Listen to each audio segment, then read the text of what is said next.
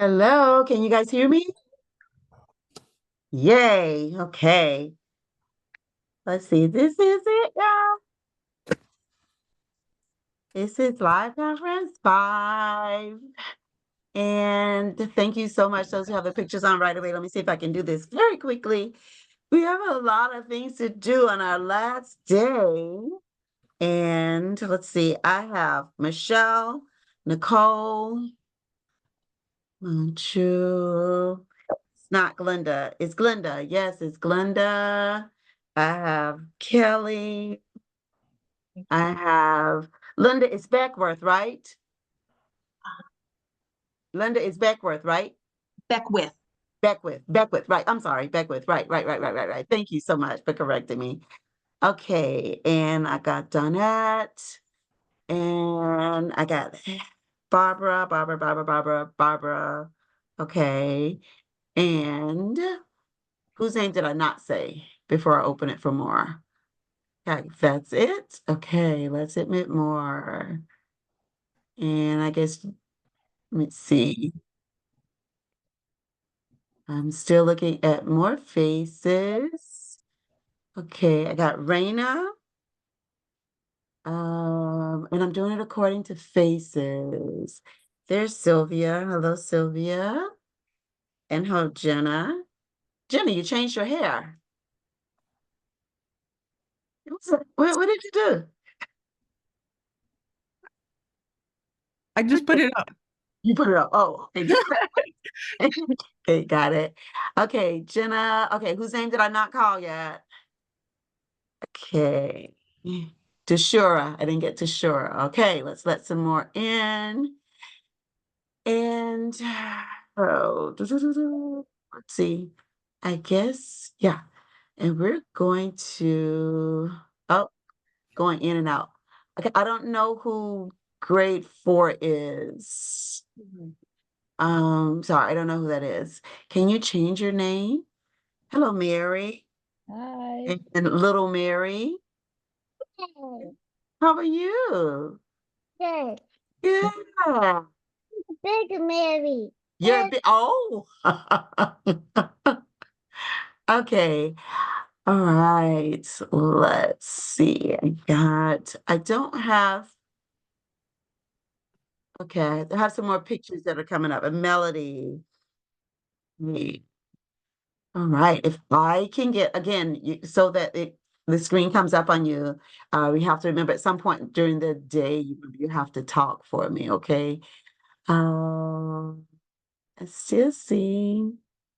Okay, if I didn't call your name, tell me, whose name did I not call? Did I get everybody? I'm trying to do according to the pictures I've seen. I've tried to get everybody. You guys are being recorded. I don't know if you saw that you are being recorded, but welcome. Okay. All right. We're going Dr. to. Nugent, Gladys is still trying to get in. Okay. All right. Thanks, Kelly. Okay. Um, Denise, what's your last name? Is it Parker? Parker. Parker. Okay, good. All right, good. All right. Okay, we are going to start because, like I said, we have a lot to do, and then we have our charge. Now, okay. Oh, Donna, you made it, or you almost made it? Is that because it's grades 2 and 3, Donna? Yes, I'm here. Okay, all right. Trying to, I'm doing it according to the video that I see, guys. So, Anthony, is your video working? He's trying to log in. I'm just trying to get him connected. I'm sorry. Okay, all right. And Barbara, is your video working? Okay, all right. We are going to start. So this week, Donna, you made it for real. You go, girl. Okay. If I didn't have a second class after this one, I probably could have made it, but it's quite a ways. Donna and I are doing VBS, and my house is about 40 minutes from where we have VBS. So I really couldn't make it over there. All right. Oh, thank you so much for the pronunciation, Miss Brown. And I guess that's everybody. All right. If I didn't say your name this time, then make sure I say your name at the end because I want to go ahead and get started. Let's pray. Father God, we thank you for this opportunity to come together again for the last time. Lord, I ask you would be with these teachers who've worked so hard in these last 6 weeks to try to get everything done, Lord, and be with me as I'm grading the largest class I've ever had. And I ask the Lord that you would help us to be understanding and patient with each other as we look at a few things that might be new this time in Jesus' name. All right, so I do have some announcements at the end. Hopefully, I can remember to make those announcements before we finish today. I am going to start now.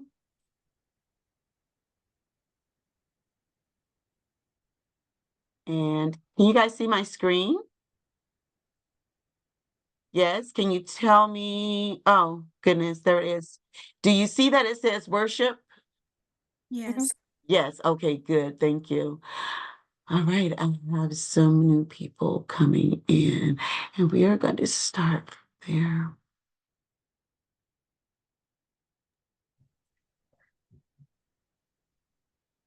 Okay. All right, I think, again, if you didn't hear me call your name, please make sure you remind me, stay behind at the end so I can do that. I'm trying to finish a little early today. Okay. All right. Now, we're going to watch a video. A video. Hopefully. Can you guys see it? Do you see that it says, do you see the video moving? The demise of Vashti happened Can you hear it? Yes. Okay, good. All right, I'm going to make it larger and I'll be quiet for 3 minutes. during the rule of King Xerxes, who ruled over the 127 provinces that was from India to Ethiopia. King Xerxes ruled his empire from his royal throne at the fortress of Susa, in the 3rd year of his reign. King Xerxes gave a banquet for all of his nobles and his officials. The party lasted 180 days. During this time King Xerxes displayed all of his beautiful wealth of the empire. It has been a week of celebration, and my king has been showing his great wealth and the beauty of his provinces. I am so honored to have the celebration in my chambers as well.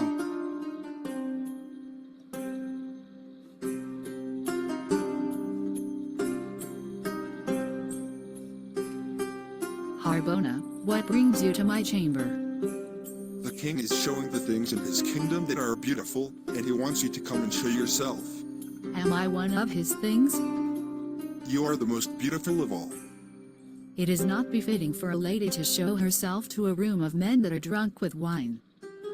Tell the king that I refuse.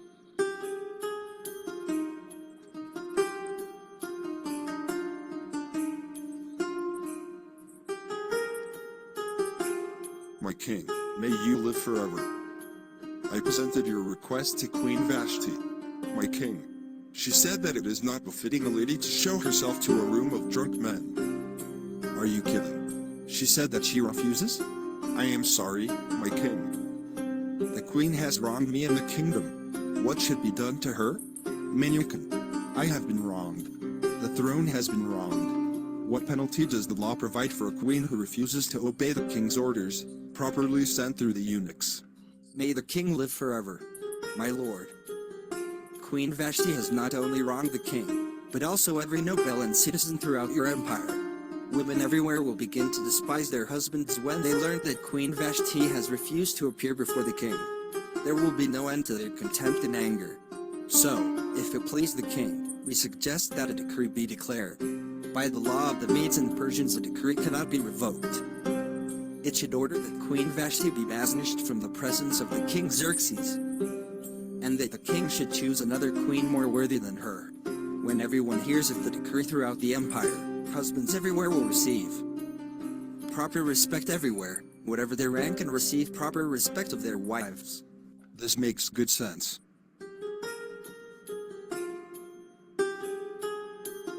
I declare and decree that Vashti is no longer queen and that every man is the ruler of their own homes and may say whatever you please.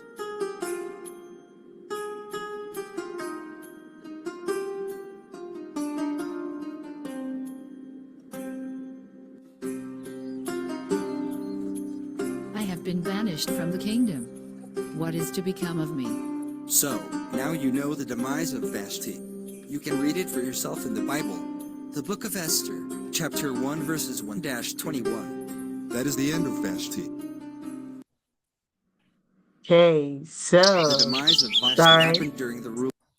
Now, can you tell me, because this week we're talking assessment, can you tell me how this could be used in your Bible class? How could you allow your students to use something like, because that's what you guys have been doing, storytelling, right? How could you use video storytelling or even script writing in your classroom as assessment? Please, everybody, don't jump in all at once, okay? Tell me. You can have them do it as partners. Maybe they can create something together, or we can do something as a whole class to see if they understand it. We can create it together. Absolutely. Yeah. Okay. Tashura says have them create their own. Yeah. Anybody else? Go ahead, Mary. Do a story frame. They can each take a section and draw it, and then we can put it together. Right. I like that. Story framing or storyboarding, definitely. And working together as a group. Kate, Nicole? So I've had my students create comics to go along with the story in the past. And then I've also had them do PowerPoints.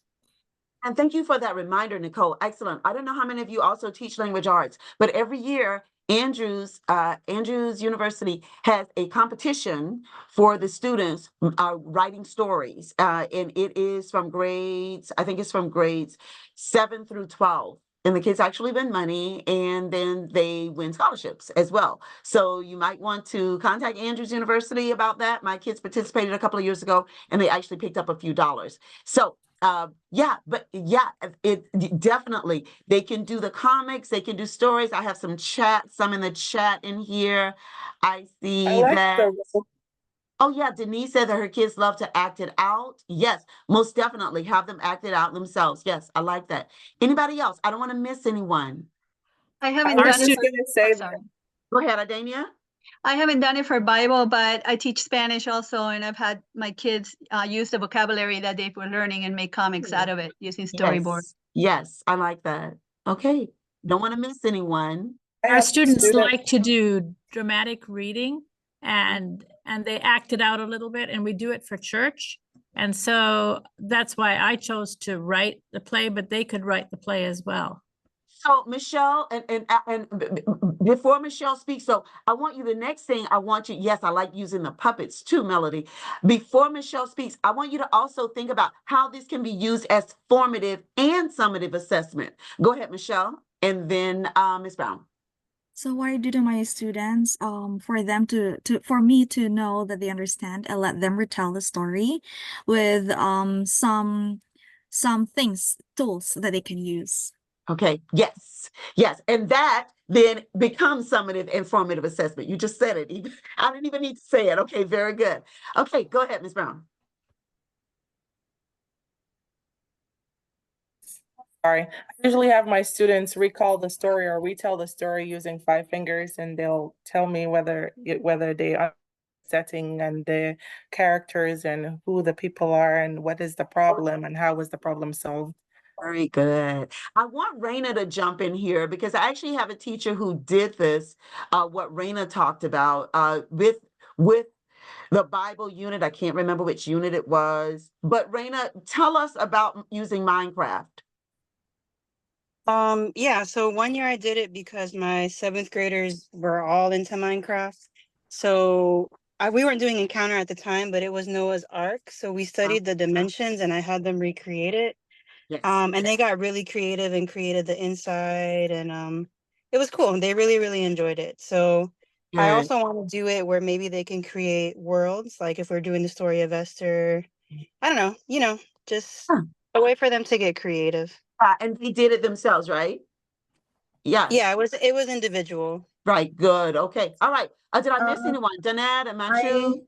I want to say that, like I like just before we could end the school year, we had my kids like to act out, and we did a story on Good Samaritan. I mean, and then we made it like we modified it like in today's generation, how it would have been like, you know, being a good Samaritan. So like it was a news Yeah. teller, there was Yeah. a person from a news, and they just go around. So I feel that they can, I allow the student to modify the story based on the Bible in today's world, how we can change it and how we can act it out. Okay, thank you. Good. Did I mean, now, Danette, was that new or was that an old raised hand? Yes, it's me. Yeah, go ahead, Danette. Yes, it's me. I have them do the storytelling in a string along form. Okay. I'm not sure if you're hearing me. My internet is a little poor because We I can have hear you. traveled. Nevertheless, yes, they do the retelling of the story in a form, I call it string along. So one person starts, another one builds up until we get to the end. So everybody participates, but they're creative. They put their own thought and their spin to the story. Okay, good. Now, Thea, I want you to tell us about using where's Thea? I can't see you, but I see it written in. Tell us about that, Thea. Go ahead. In my Bible class this year, my students used gifts. They used we were studying the fall, the fall of heaven. Okay. And they use a bunch of different like images and gifts, and they strung them together to create their story, and it was really cool. They did it in groups, and it was a really cool like formative assessment. Here's the thing, and that's I'm glad you mentioned that, because that's what we're going to go to next. We're going to go ahead and talk about the difference between summative and formative and how they actually one can lead into the other. But I want to thank all of you for sharing. I hope I didn't miss anyone, because assessment is an integral part of the Encounter program, and you've been doing some of these ideas already, but you must do assessment. The whole reason why I do then I spend so much time on assessment is that I want to make sure that you guys understand that we don't stop summative assessment just because we're doing Bible Encounter. Okay, so look at some of the ideas in there, and let's just look again. See, we are done with her. Give me a second. Rule of King Xerxes. No. All right, let me go back to the PowerPoint here. And so there are so many things that you can do from summative to lead to formative, but I like to start with pre-assessment. Can you guys see my screen okay? Yes. Yes, okay, good. Thank you for letting me know that. Okay, and Thea, is your hand raised for something old or is it new before I go? No, I was trying to click thumbs up. Great. All right, good. Thank you. Okay, good. All right, great. All right. Gladys, is that older? Okay, good. I don't want to miss anyone. Okay, so when we think about pre-assessment, Gladys, is your hand up? Yes, Professor. Do I need to tell you here, or it's okay to type there? You can take notes. I think I gave you this PowerPoint. If I didn't, I'm sorry. I should have given you this PowerPoint, but you can take notes on it if you want to. I just feel it important to go through all of it, even though I give you the notes on it. And if I didn't give you the notes on it, then you guys can actually access the whole PowerPoint at the end, because when I post it up again, you guys will have the whole PowerPoint for the whole 6 weeks, okay? But it's up to you if you want to take notes and write out.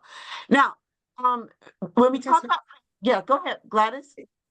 My question is, like, when you ask us a question, like we need to tell about the story, it's okay to type in there, or do we need to tell, like, to... You can type in the chat. Yes, you can type in the chat. Oh, I get it, Gladys. I'm sorry. Yes, you can type in the chat. Yes. Got it. Thank you, Okay. Professor.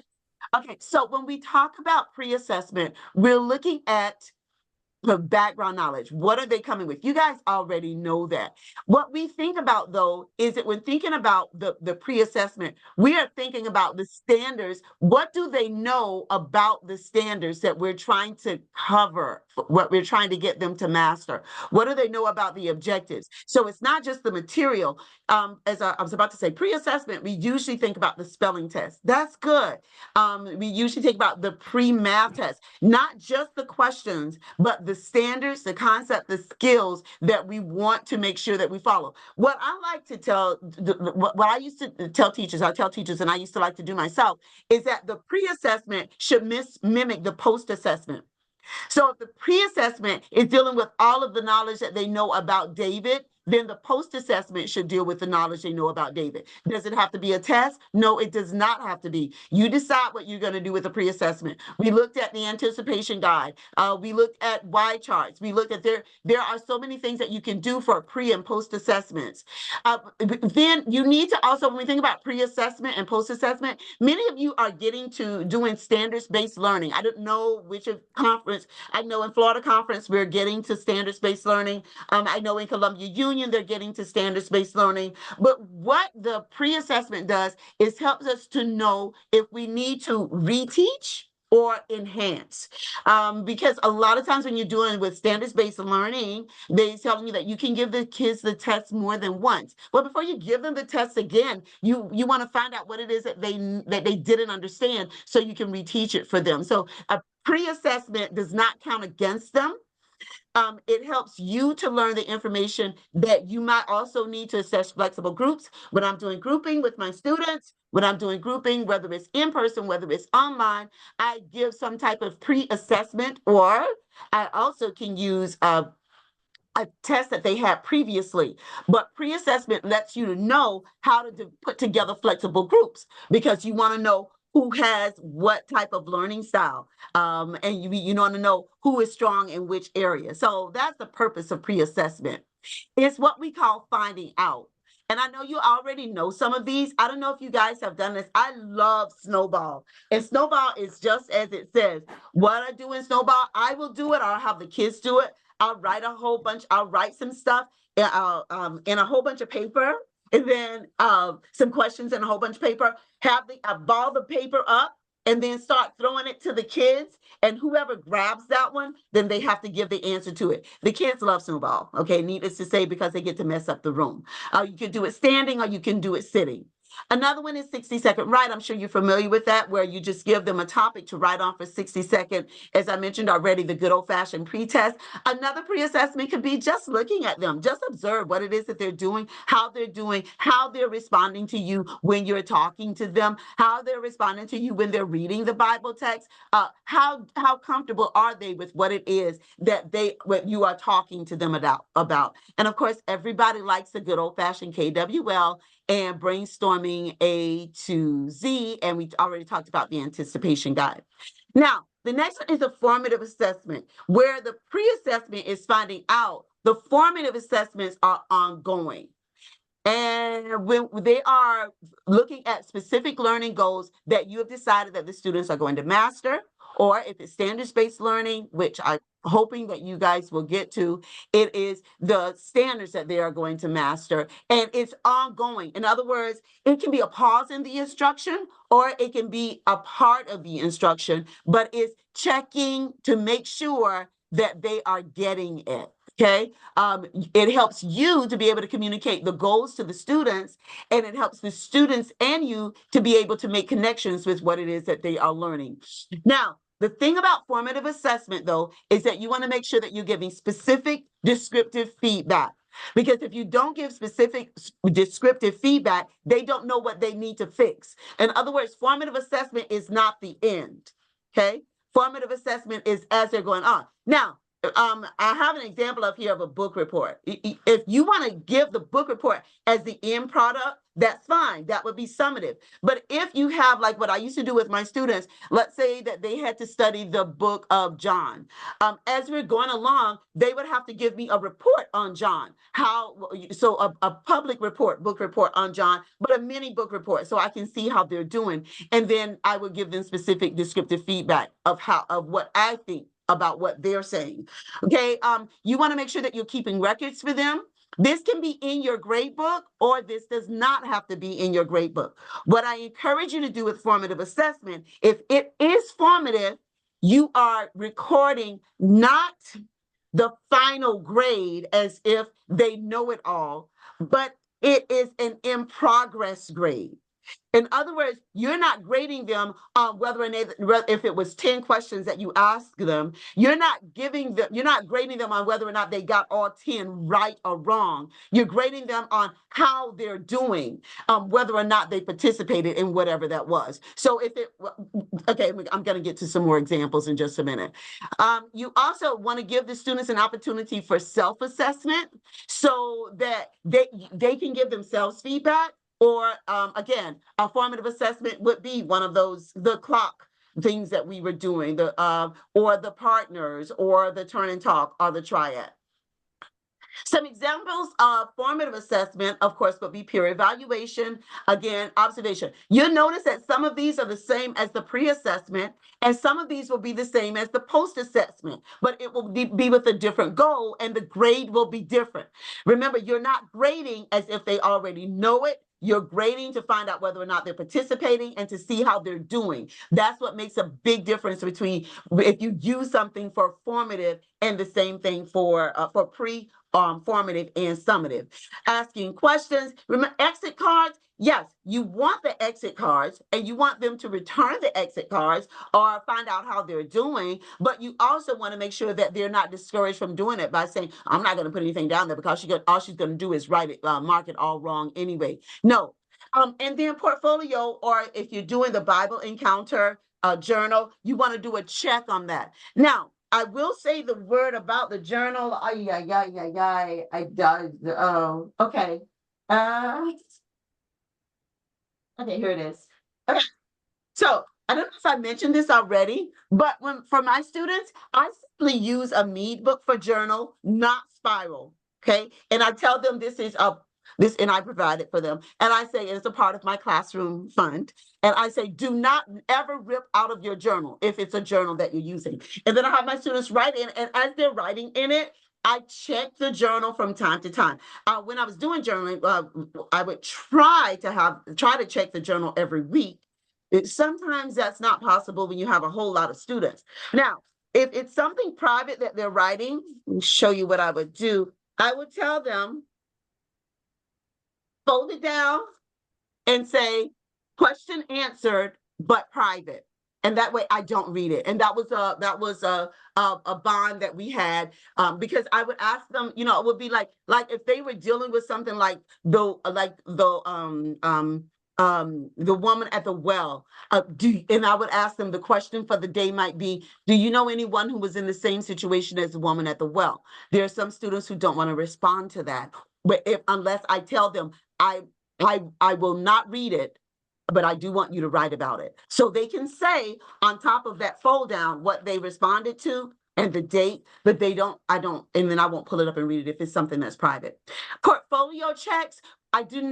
For me, the portfolios are ongoing in every class I've done, every subject. I do portfolios in math, in language arts, in Bible. Because those are the three subjects, and social studies. Those are the three subjects that I usually would have portfolios is math, language arts, and Bible, but I also use them in social studies, but sometimes the social studies and language arts journals could be combined. And again, I had a journal for each one, and I'm checking it, and then they had a portfolio for each one. So sometimes there were 4 portfolios, or sometimes it was 1 portfolio that they put everything in, but they separated the portfolio by subject if they wanted to, if that's how they chose to do it. And then of course, an electronic portfolio that you were having them do? My last few years of teaching in the classroom, all portfolios were electronic. The first years, because my first years of doing portfolios, the training that I went to, of course, they were manila folders. Yes, they were manila folders, and they were in the file cabinet, and I had a drawer for each grade level. Yeah, I don't do that anymore. I'd probably say my last 10 years of teaching in the regular classroom, they were all electronic, and we do portfolios from day one in all of my classes, regardless of what subject, regardless of the subject, regardless of the grade level. Yes. Okay. Also, you could do quizzes. I did a lot of quizzes with my students. In certain subjects, I did a quiz every day. In Bible, I did a quiz every other day. In social studies, I did a quiz every other day. In math, I did a quiz every single day. My quizzes would be very simple. They would be 3 questions, 2 questions, or sometimes even 1 question. And again, I do my very best not to let anybody feel it. But the idea of formative assessment is a checkpoint. It's for you and them to see where they are and what they're doing. Figure out ways to do self-assessment. I told my students one time that it's one class, I'll never forget this young man. He is now grown with 3 kids of his own. And I told them that when I had him in 8th grade, and I told him that he had to come up with a way to help me know a particular story in the Bible and the memory verse. And we got outside during it, they were thinking about it. We got outside during recess, and he did an activity during Foursquare. It was amazing. It was a self-assessment. Everybody got it. When we got back in the classroom, everybody wanted to discuss that particular story and the memory verse. And that was probably for that class that year. Everybody got perfect on the test. It was amazing because everybody could relate to it and they kept thinking about Foursquare. And then summative assessment. Again, you are evaluating the end product on summative assessment. End product, all right? You are looking at, you can do performance tasks, that is that they have to do something, or this is a grade that goes down. They can do an oral presentation, they can do a project, they can do a demonstration, they can do an exhibition, but I try to make sure that summative assessments are something that the students can look back on years later and be proud of, which is why I tend to go with portfolios, because portfolios usually have everything that they've done that they're proud of. Now, my students don't put everything in their portfolios, but they put major events. Like I told you guys that your portfolio was a lesson plan portfolio, but then other people ask me, well, what else can I put in it? You can put anything in it that you want. But one of the things that I always like to tell my teachers is that this is a professional portfolio. And I will say that my portfolio is probably what has gotten me jobs, okay? Because I keep a professional portfolio. I'm going to show you how I do my portfolio using PowerPoint, because that was the first electronic portfolio that I learned how to do. And I'll show you that. So if you don't have any money and you don't want to do anything else, PowerPoint is a perfect professional portfolio, and it is perfect for the students. But because there's so many other things out there now, I don't require my students to do PowerPoint. Most of my students end up doing I'll tell you in a few minutes because I just had a brain freeze. Oh, sites. My students use sites using Gmail, but I can't say that too loud because those of you that are in Florida Conference, we're not supposed to use anything for Google, okay? But then I say you guys use Live Binders. Live Binders is free and you can use that, but it's just not as easy as sites. But I'm going to give you examples of all of those. Now, we have an opportunity for a portfolio review where, again, it's ongoing, but at the end of the year, I give them an opportunity to assess their portfolio, and then I assess their portfolio, and then they have somebody else assess their portfolio. And then when the parents come in for the last parent-teacher conference, they get to see where their students are at the beginning of the 4th quarter, because that's when our parent-teacher conferences usually are for the last quarter, the beginning of 4th quarter because of what happened during 3rd quarter. But however you want to do it, give an opportunity for portfolio review. But what they get on the portfolio usually ends up being their final grade. And then, of course, I'm not really big on tests. I'm just not, okay? You can do tests if you want. I will say it, I was at Forsake Academy. That was my last full-time teaching position. And I was told that I had to give final exam. And I will tell you that my students' final exam was a project and their portfolio. And then I had questions. Their questions then came from the portfolio items in the portfolio. Okay. So you can do it however you want. And that's why I say you have to have a, unit test. But this is just, these are just some examples or ideas that I give that I used on and on for summative assessment.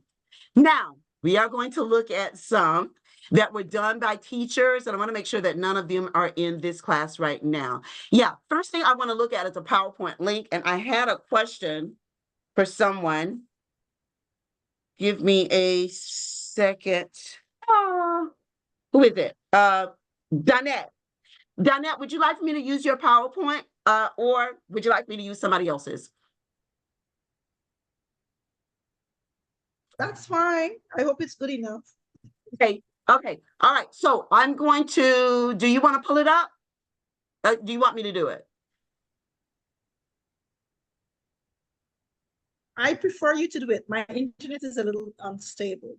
Okay, all right. I think this is yours, Donette. Yes, that's yours. Okay, I wanted to make sure before I did anything that yours was the one. Now, Donette, I have not graded your PowerPoint. Okay, that's first of all.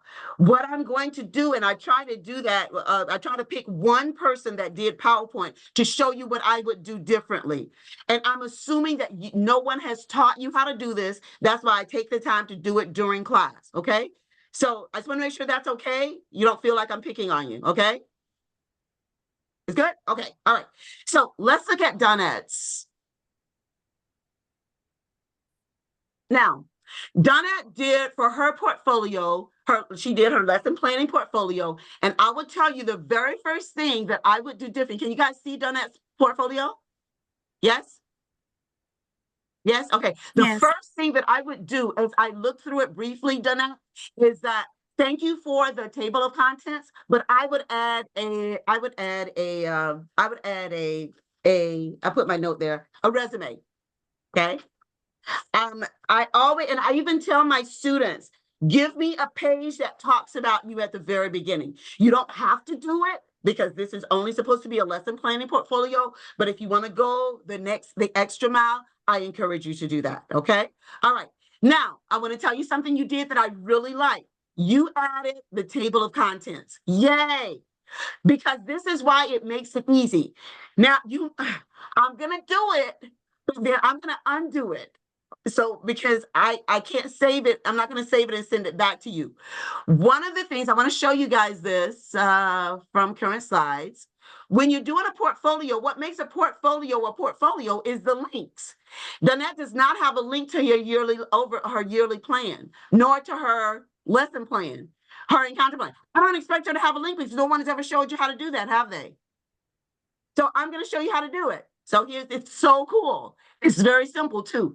So Donette, I'm going to go into your portfolio and I'm going to highlight yearly overview plan, just like I would do a link anywhere.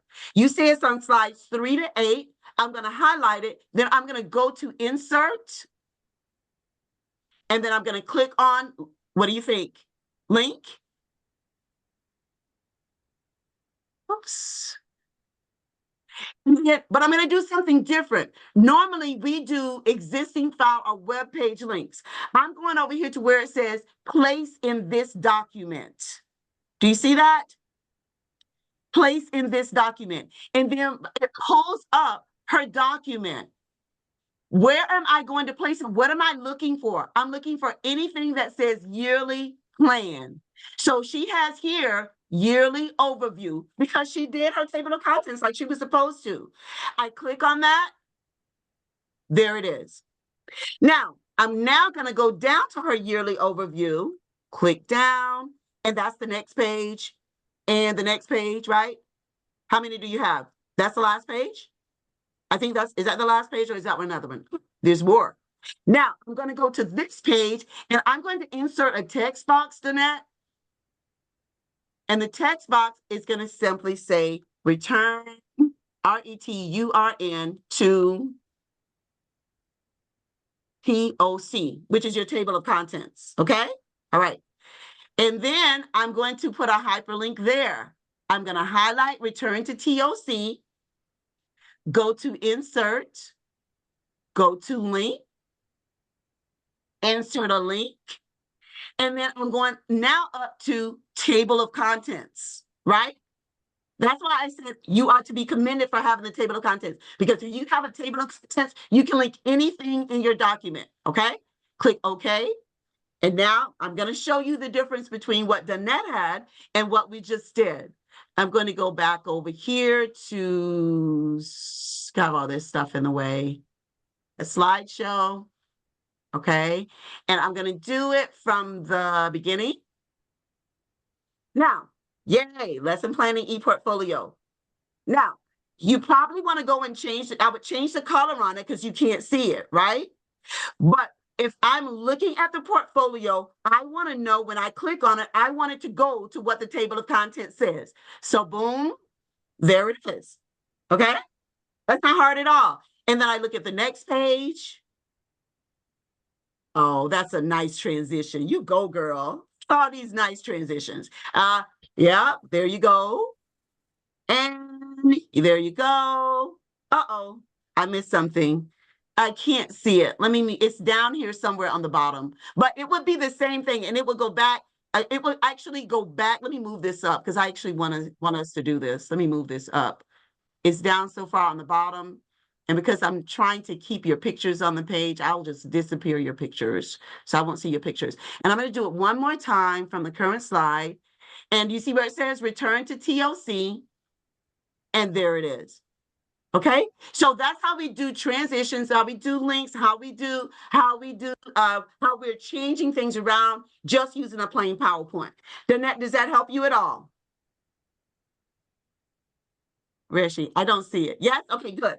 I encourage you to go back and do those, to add them, Donette. You don't have to. I can grade it as is because I told you that you can use PowerPoint, but I encourage you to go and add the links, okay? All right. Okay, all right, good. Questions before I go to the next thing? All right, good. Let me go to the next one. Let me go back here. And yes, I showed this to my students from the very beginning. The first week of school, I showed them how to do this, all right? All right, let's stop share. And now we're going to start our screen share.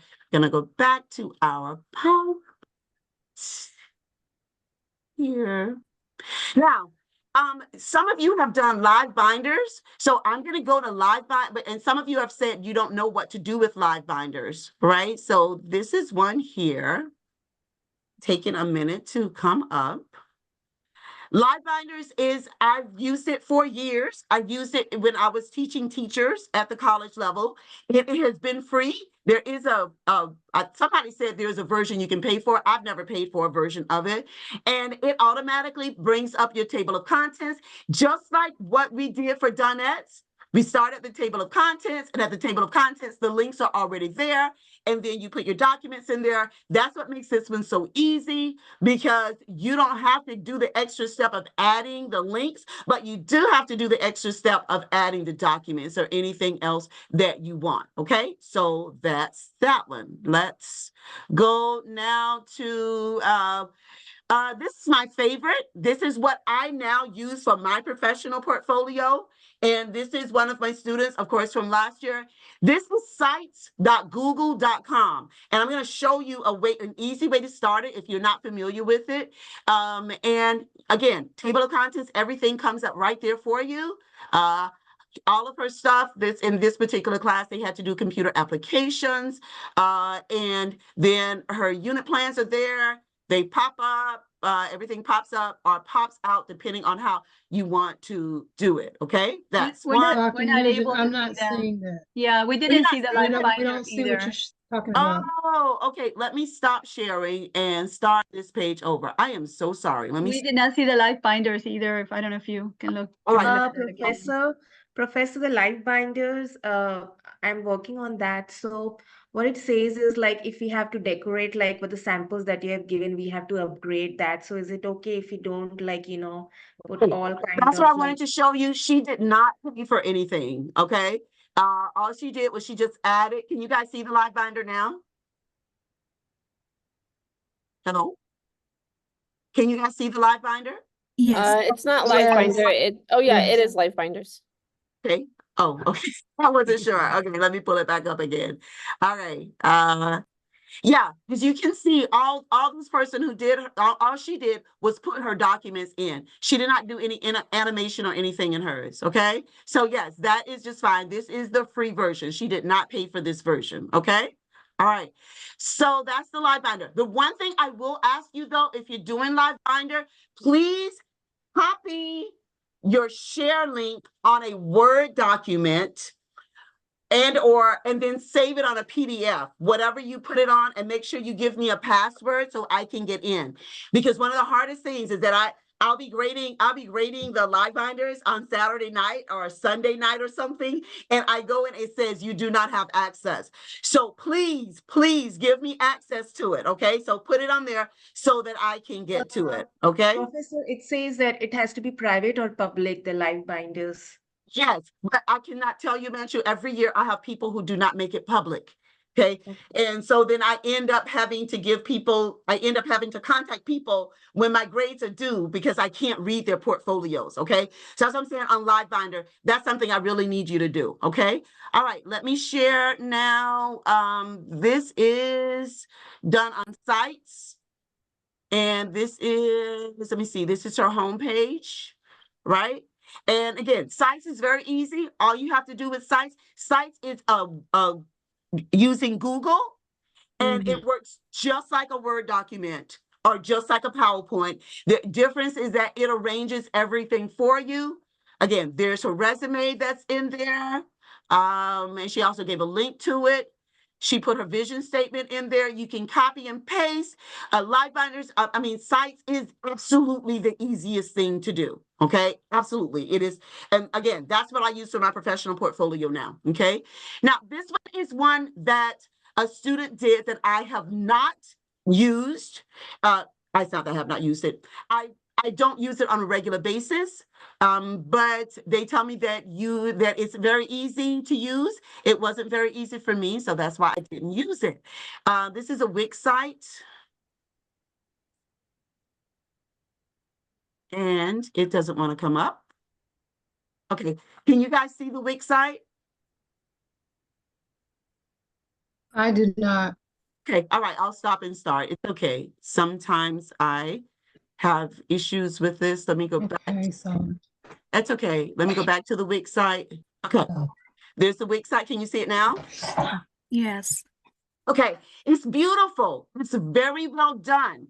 But it's just for me, it's not the easiest thing to use. Again, I don't tell students what they have to use. I just give them options of what they can use. Okay, so you click on it, it comes up really nice.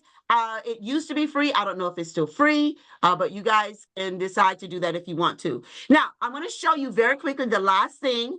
The last thing I'm going to show you is how to do sites if you have not done sites. It's very simple. You go to, do you guys see my page? You see a plain page up there? Web page? Yeah, we can see Okay. it. So you type in sitex.google.com. Okay. And voila, you just start it from wherever you want. I have several sites pages here because I use it for every class that I do. I used to use it for a newsletter, but again, I had to stop because we couldn't use any Google items. But I use this for my webpage, and you go and you just start a new site, and that's what it's called. And it's just like doing a Word document, or it's just like doing a PowerPoint. So those are the different versions of portfolios that I have used with students over the years and use currently with my students, especially my teachers that I have. I have, this is, again, as you guys have figured out, George Knight was my favorite professor when I was at Andrews. He said that the primary aim of Christian education, here they are, and there's a secondary and then there's an ultimate. It's to lead them into a saving relationship. That's primary. Secondary is character development, but ultimate is service to God and man for both here and eternity. Everything that you do in class needs to reflect this. Everything that you do needs to reflect this. We started talking about planting and harvesting. Okay, John 4:35-38. And Jesus says, I sent you to harvest where you didn't plant. Others had already done the work, and now you will get to gather the harvest. My friends, I want you to think, if someone were to say about you, once upon a time there was a teacher, I want them to be able to say where your seeds of knowledge were able to fall. Thank you so much. That is it for me. I'm going to pray. And if you have questions, I will be happy to answer them. And I still have 10 minutes with you. Father God, Thank you for this day. I ask a blessing over each one of these teachers. I ask a special blessing as they're finishing up now, but it's what they're going to be doing in the fall. Lord, I thank you for their patience. I thank you, Lord, for all that they have been able to do despite my handicaps. And I ask that you would strengthen them as they go through the rest of the summer. In Jesus' name, amen. Before I take your questions, I will say this to you. This year has probably been the worst year of my life. On December 23rd, my husband died. We have been married for 41 years. And I actually quit working. I quit life. I did nothing. And Southern asked me, we know what's going on, Betty. Are you going to be able to teach this class? I said yes. And then they gave, of course, I have 2 classes. And then they put 33 people in the class. My family decided that what I needed was to go away on a mission trip, which is why when the class started, I was away. I was away from my house from January to last week. Because I just could not deal with life. So I thank you for your patience as I've been trying to come back emotionally, physically, and please forgive me for things that I should have done that I did not do. But right now, I'm trying very hard though to make sure that all the work that you did, that you guys all get credit for it. So now we'll take your questions and yeah. Yes. Thank you so much. Thank you. The vision statement can, yes, you can use your vision statement if you want to. It'll be that page that tells about you. Yeah, I'm using this. This is your lesson plan portfolio, but if you want to put anything else in it, you can. But yes, I do appreciate including the vision statement. Thank you very much. Thank you. Okay, Nicole, question. Denisha, Idania, Thea. I have Yes, one I last do. question. Okay. So I'm finishing up my Bible Encounter original unit. And I'm doing mine on the book of Judges, right? Yes. So I'm at the part where it says ideas. So in the idea section, I'm just writing down like how the stories that I want to use, how I'm going to talk about it with my kids, the technology and the activities. Yeah, you can do that. The easiest way to do it is what I tell people, make a blank one of these. Remember we did the TPF? Make a blank TPF and put stuff in each of the phases, okay? Thank you, Danette. Or you can, again, and I've given you different things and people have said, why did I give you so many different forms? Because that's what they did for us. Well, you can do it however you want, but for me, the easiest way to do it is just to put it on something, put it in. I have people who type stuff out. I have people, but if you, and actually I have a blank one. If somebody can send me an email I'll just write myself a note. I have a blank one of these on Word that I can include for you if you would like to use this. Would anybody like to use a blank one? Okay, let me put a blank. I have a blank TPF because that's what I do when I'm designing lessons myself. Blank TPF. Okay, I will do that.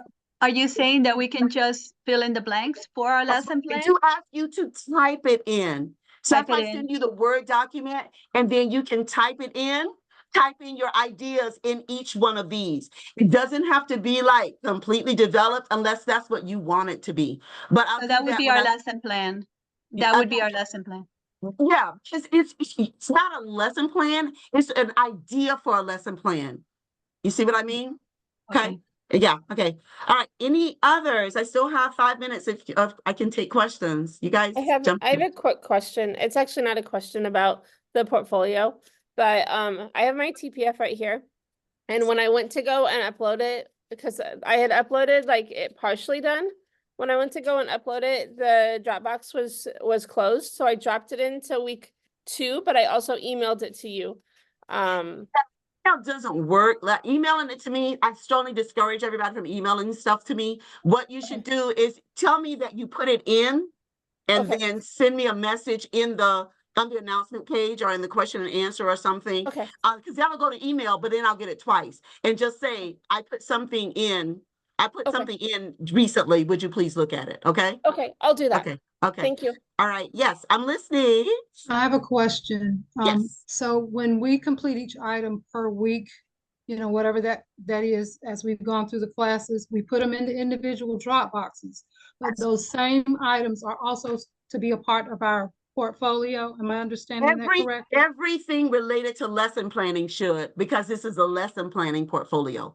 If you want to put something else in, you can. But everything related to the lesson plan, you put it in the lesson planning portfolio, because that's what the portfolio is. The portfolio is putting together, showing me your best work. Okay. All right. Any others? I see. Yes, I have a question. Professor, Yes. can you please put the portfolio, just the video the other day you had put your, what we had the conference, especially for the portfolio thing. If you can just post it on the forum, so it will be more helpful to go through and help with the students as well. You don't have access to the samples on the course page? I have access to sample, but the live video that we had just now. Well, you want me to show you? Okay, I think I gave them. Okay, I will. You want the live binder that I just did? Which one do you want? The live binder just now you just explained, it was like a 10 minutes video. I was just noticing that about the portfolio thing. Okay. So what I'm going to do, Manchu, is just let me put this whole, when we finish, this whole thing will download. Okay. And then when you go in, when I put that thing up that says, did you miss the live conference? You can just go back and pull it up. Okay. Because then it'll be a video and that'll be better. Okay. Yeah, okay. thank you. Yes, I have Professor. like 2 minutes before my next class. I'm here Yes, still. Professor, can you hear me? Yes, Ruth. Yes. I saw your notes regarding the discussion number 3, and you said I did not write a response. I thought I did, but I did it. So I was Yeah, let me wondering tell if you you guys can. something. If I gave you a note and I said, please go back and fix something, once you fix it, that means you did it. And I probably won't go back and look at it unless you send it to me in the Q&A and say, please go back and look at such. Even telling me now, I won't do it because I'm going into another class right now. Okay, so I send you. Okay, so I'll send you a note in the Q&A. Thank you very much. I just wanted to know. All right, thank you. Okay. Professor? Yes. This is Denisha. I sent you an email, but now I'm realizing based on what you said today that email is not the best way to communicate with you. Oh, it's the best way. It's not the way to submit assignments. Okay. Submit the assignment and send me a thing in Q&A to say, please look at this assignment. Okay, because I'm like a week late for you got to tell me to look at it because the grade goes in from the submission box. Everybody understand that, right? When I go to grade, I can't grade from email. I have to grade from the submission box. Right. What I'm saying is there's an assignment. It's what is it? I can't remember the assignment, but it was from week 4 and I'm still working. Just put it and let it be, You have to put it in and I grade it from the submission box, but you got to tell me in Q&A that you did it. Okay, we'll do that. Okay, it's telling me I got to start. Say it again. Where's Q&A? In the announcement. Put your hand. There is for you to put your hand. Hey guys, I'm sorry, I got to start my next class. Can you send me a question in the Q&A? They were asking what Q&A was. Oh, okay. Thank you. I'm sorry. That's the announcement section. Underneath it, it says Q&A. Okay. Sorry. Okay. All right, guys. It's been great. Thank you. Goodbye. Thank you, Professor. Bye. Take care. Bye. Bye. Bye.